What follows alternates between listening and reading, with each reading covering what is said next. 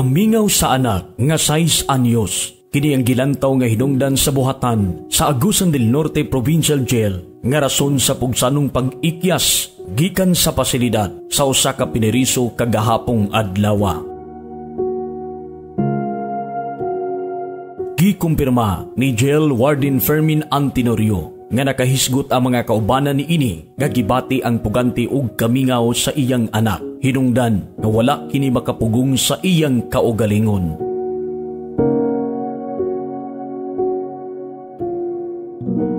Yan ang mga kauban sa LS9.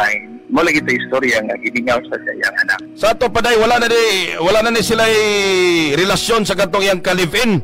Okay, nagkabulag man. Nagkabulag. Lain nga kapuyo po ang iyang kaligod dati. Mo na among pangagpas, mo na among pagtuo.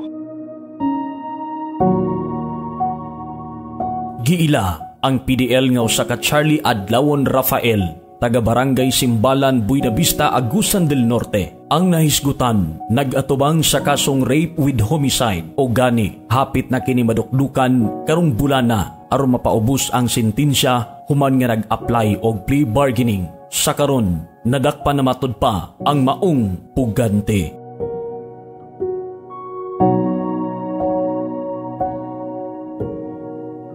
Mga kaserbato, ang kamingaw sa anak dili gid kalikayan pero og muhimo kag daotan imo gid kanang antusan. Kini si Serbato Amadix tinambakan mo ingon kung radyo ang hisgutan, Radyo Serbato ang masaligan